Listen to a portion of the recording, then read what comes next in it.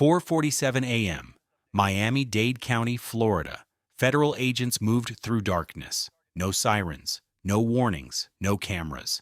43 locations across South Florida were breached simultaneously. Offices, courthouses, law firms, private residences, and gated communities where security cameras had been watching the wrong people. The targets were not street dealers. They were not cartel enforcers with tattoos and automatic weapons. They were lawyers, paralegals, court administrators, a sitting county judge, a federal public defender, 2 former ICE contractors, and a decorated U.S. Army logistics officer who had been trusted with supply chain oversight for military operations in Central America. 183 individuals were arrested before sunrise. 9 tons of narcotics were seized: fentanyl, methamphetamine, cocaine hydrochloride refined to pharmaceutical grade, heroin cut with xylazine, a veterinary sedative that causes necrotic tissue wounds that do not heal. $240 million in cash was recovered, not from warehouses, not from hidden compartments in trucks, from offshore accounts, from escrow funds held in trust by licensed attorneys, from pension accounts belonging to public employees who had never committed a crime, but whose identities had been stolen and weaponized. The operation was called Broken Gavel. It was the culmination of a 14-month joint task force investigation led by the FBI's Organized Crime Drug Enforcement Task Force, the DEA's Miami Field Division, Homeland Security Investigations, the U.S. Marshals Service, and elements of the Defense Criminal Investigative Service. This was not a drug bust. This was the dismantling of a judicial corruption network that had been operating inside the American legal system for more than 6 years. This was not a typical raid. The first clue came in 2023. A DEA analyst in Atlanta noticed a pattern. Over 18 months, 47 federal drug cases in the Southern District of Florida had been dismissed on procedural grounds. Evidence suppressed, witnesses discredited, defendants released on bond who never returned for trial. The dismissals were legal, the motions were filed correctly, the arguments were sound, but the defendants all shared the same attorney. And that attorney had no visible client base, no website, no advertising, no Yelp reviews. His office was a mailbox in a Coral Gables strip mall next to a vape shop and a payday loan store. He had won 47 cases in 18 months. His name was on court records, but he never appeared in person. Every hearing was handled by junior associates or contract lawyers hired through legal temp agencies. The DEA opened a file. The FBI opened another. Homeland Security had been tracking a separate issue: anomalies in asylum court scheduling. Immigration judges in Miami were clearing cases at a rate 340% faster than the national average. Detainees who should have been held for months were being released in days. Their sponsors, individuals who vouched for them and promised housing, had addresses that didn't exist. But the paperwork was flawless. The judges followed protocol, and the system moved forward. It was only when a forensic accountant cross-referenced financial records from unrelated money laundering investigations that the networks began to merge. Judges, lawyers, court clerks, federal contractors, immigration sponsors, and a logistics officer with access to military flight manifests and cargo routing systems used to transport equipment into Honduras, Guatemala, and Colombia. They were not working for a cartel. They were the cartel's American infrastructure. The invisible system. Modern criminal networks do not look like criminal networks. They look like law firms, like nonprofits, like real estate investment groups and consulting agencies and freight logistics companies with .com websites and LinkedIn profiles and employees who believe they work for legitimate businesses. The organization dismantled in Operation Broken Gavel was structured like a Fortune 500 company. There were departments, hierarchies, compliance officers, Quarterly earnings reports distributed to stakeholders via encrypted email. Bonuses were paid through direct deposit. Employees received health insurance. 2 members of the network had 401k retirement accounts. The operation was divided into 5 divisions. Legal services. Attorneys on retainer who specialized in suppressing evidence, delaying trials, and filing motions that created procedural gridlock. They did not defend criminals. They disabled the prosecution process. Document fabrication. A team of paralegals and notaries who produced fake ownership records, falsified business licenses, forged vehicle titles, and created synthetic identities using stolen Social Security numbers and real addresses belonging to elderly individuals in nursing homes who no longer checked their mail. Judicial liaison, court clerks, and administrative assistants who controlled docket scheduling, evidence logging, and case file access. They could delay a hearing, lose a document, reassign a case to a judge who had been compromised, transportation coordination, freight brokers and logistics contractors who moved narcotics inside shipments of industrial equipment, medical supplies, and agricultural products. One shipment was hidden inside a container labeled Hurricane Relief Supplies, destined for Puerto Rico. Financial integration.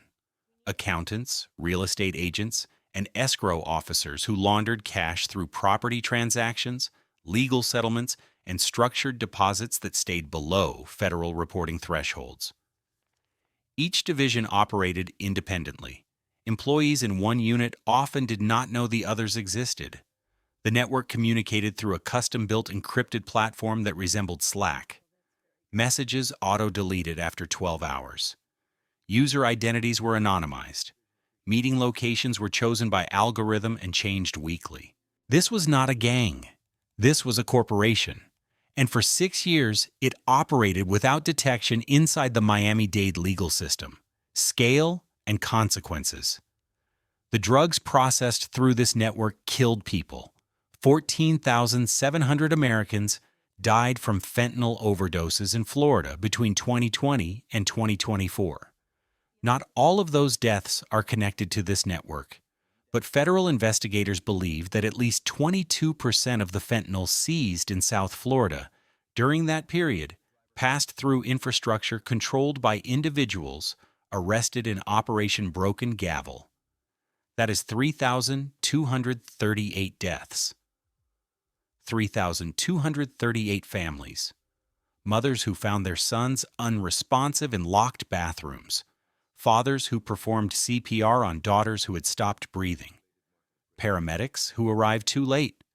Emergency room doctors who pronounced time of death and then moved on to the next overdose case because there were 6 more waiting. Fentanyl is 50 times stronger than heroin. It is odorless, tasteless. A lethal dose is 2 milligrams. That is the weight of a few grains of salt. It is added to counterfeit prescription pills sold as Xanax, Percocet, Adderall. Teenagers buy them on Snapchat. College students take them to study. People in chronic pain take them because they cannot afford a doctor, and they die. The 9 tons of narcotics seized in Operation Broken Gavel could have produced approximately 4.5 million lethal doses of fentanyl. If distributed, that volume could have killed the entire population of Kentucky. It was stored in a climate-controlled warehouse in Hialeah, leased under the name of a shell company registered in Delaware. The lease was paid through a law firm's escrow account. The warehouse was labeled as a medical storage facility. It had permits, inspections, a receptionist who answered the phone. No one suspected anything because everything looked legal. War-level federal response. The operation to dismantle the network required resources beyond standard law enforcement. The FBI deployed its elite tactical operations unit. The DEA activated crisis response teams from 6 field divisions. Homeland Security Investigations brought in cyber forensic specialists and financial crime analysts. The U.S. Marshals Service coordinated fugitive apprehension teams, and the Department of Defense provided intelligence support. Military drones conducted aerial surveillance over suspected stash houses. Defense Intelligence Agency analysts cross-referenced cartel communications, intercepts with domestic financial transactions. The Army's Criminal Investigation Division reviewed personnel files and travel records for the logistics officer suspected of facilitating drug transport through military cargo routes. 43 simultaneous raids were executed at dawn on March 14, 2025. Agents wore full tactical gear, breaching tools, body armor. Some teams deployed flashbang grenades, others used electronic lock bypass devices to enter silently. At the Coral Gables Law Office, agents found 19 laptops, 42 encrypted cell phones, and a server containing more than 2 terabytes of communications data. At a Brickell high-rise condominium, they found $6.3 million in cash stored in vacuum-sealed bags inside a Sub-Zero refrigerator. At the home of a county judge in Pinecrest, they found a Glock 19 handgun, a go bag with fake passports, and $480,000 in bundled hundreds hidden inside a gun safe built into the wall of a walk-in closet.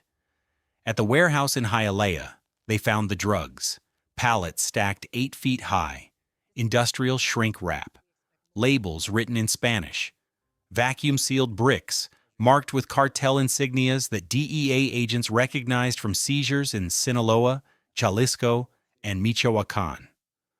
The warehouse had a freight elevator, loading docks, a scheduling system managed through a tablet mounted on the wall. It looked like an Amazon fulfillment center, but it was a kill floor. The network behind the network. The investigation revealed something federal agents had suspected but had never fully documented. The Sinaloa cartel had embedded operatives inside U.S. legal and governmental institutions, not through bribery, not through threats, through recruitment. The individuals arrested were not kidnapped or coerced. They were hired, paid salaries, given benefits, offered career advancement. Many did not know they were working for a cartel. They believed they worked for a consulting firm, a legal advocacy nonprofit, a logistics company with government contracts. But some knew. The county judge arrested in Pinecrest had accepted $1.2 million over 4 years in exchange for favorable rulings in drug cases. Payments were made through a fake real estate investment that appeared legitimate on tax returns. The Army logistics officer had received $850,000 for providing cargo flight manifests and transport schedules. He used the money to pay off student loans and buy a second home in Asheville, North Carolina. The defense attorney, who won 47 cases in 18 months, had been paid $3.4 million. He never met his clients. He never visited crime scenes. He filed motions written by someone else and sent junior associates to argue them in court. He was not a lawyer. He was a clearinghouse, a buffer between the cartel and the courtroom. And he was protected by attorney-client privilege, which made it nearly impossible for investigators to access his communications without a warrant backed by overwhelming probable cause. It took the FBI 11 months to build that case. The collapse of trust. When the arrests were announced, the public reaction was not outrage. It was disbelief. A judge? A federal public defender? A military officer? These were not criminals. These were professionals. People with law degrees. People who had taken oaths. People who had passed background checks. But that disbelief is exactly what made the network so dangerous. Trust is the foundation of the legal system. Citizens trust that judges are impartial, that attorneys represent their clients' interests, that evidence is handled properly, that court records are accurate. When that trust is broken, the entire system fractures. In the weeks following Operation Broken Gavel, 17 federal drug cases in South Florida were reopened.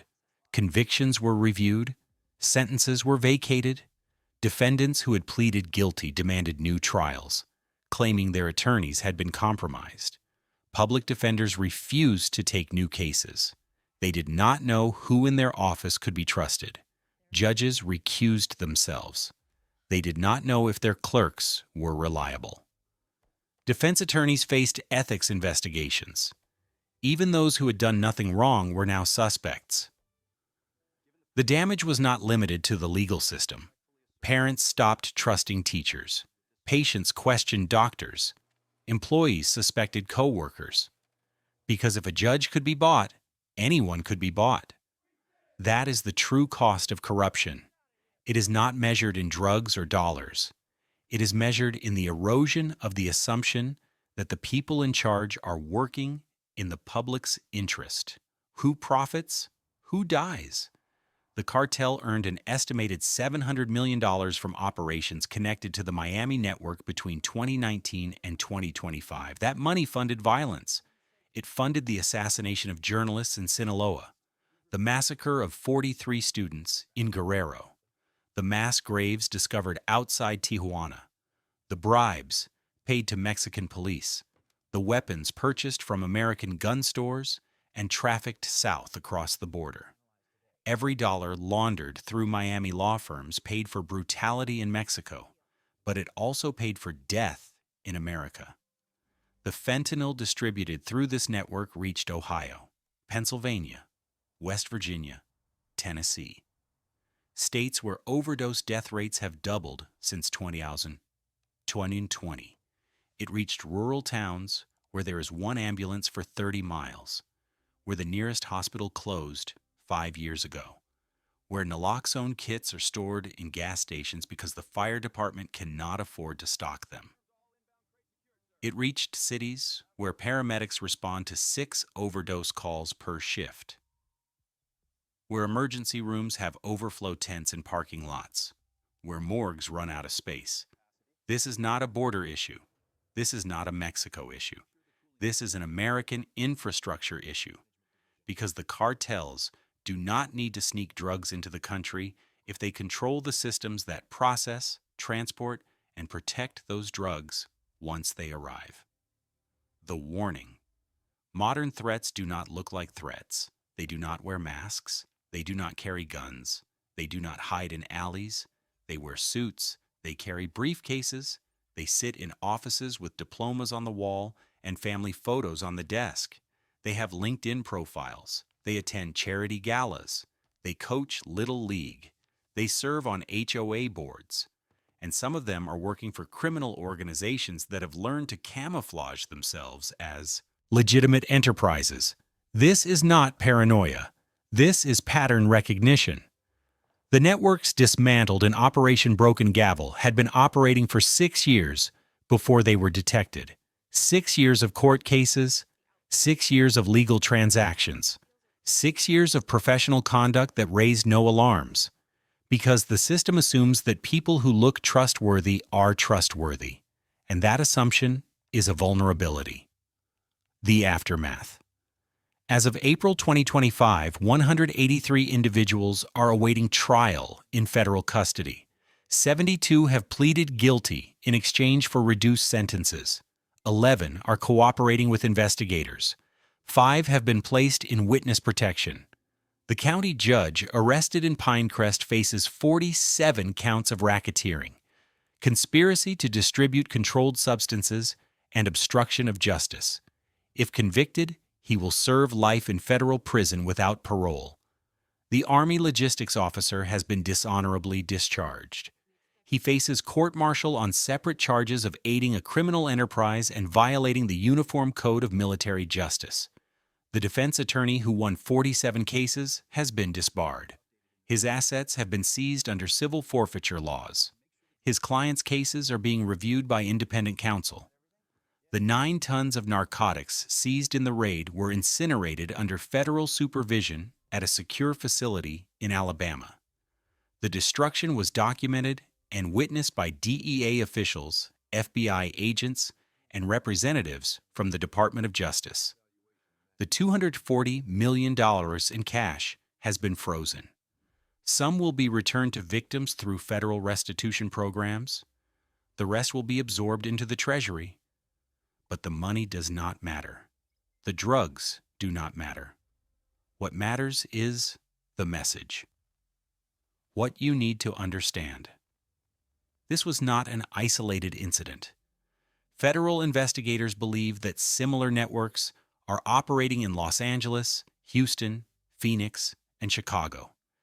They believe that corruption cells exist inside municipal courts, immigration processing centers, and federal agencies responsible for monitoring financial crimes. They believe that cartels have stopped fighting the system. They have started becoming the system. And that is a threat that cannot be stopped by border walls, deportation policies, or drug interdiction programs.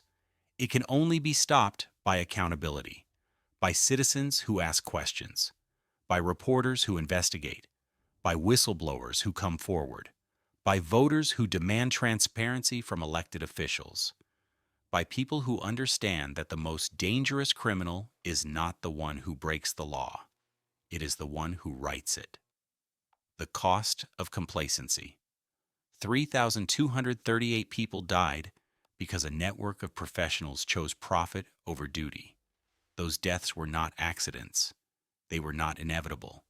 They were not the result of personal weakness or bad choices. They were murders, slow, invisible, profitable, and they were enabled by a system that trusted. Credentials more than conduct. That is the lesson of Operation Broken Gavel. Titles do not equal integrity. Institutions do not equal safety. And the assumption that the people in charge are working in the public's interest is an assumption that must be constantly tested. Because the moment we stop questioning, the moment we stop demanding accountability, the moment we assume that everything is fine because everything looks fine, that is the moment we become complicit. Final words. The investigation is not over. Federal agents are pursuing leads in 6 additional states. Financial records are being analyzed. Communications data is being decrypted. Witnesses are being interviewed. More arrests are expected. But the outcome of those investigations will depend on public pressure, on media attention, on people who care enough to pay attention. This story will disappear if you let it. It will become another headline, another scandal, another thing that happened somewhere else to someone else. But it did not happen somewhere else. It happened in Miami-Dade County, in courtrooms you could visit, in law offices you could call, in warehouses located 10 minutes from residential neighborhoods where children ride bikes and families walk dogs, and life continues as if nothing is wrong. The people arrested in Operation Broken Gavel were your neighbors, and the networks they served are still operating, not because law enforcement is not trying, but because the system they infiltrated is too large, too complex, and too trusting to detect every threat. That is why this matters. That is why you need to share this. That is why you need to stay informed. Because the cartels are not winning because they are stronger. They are winning because we are not paying attention.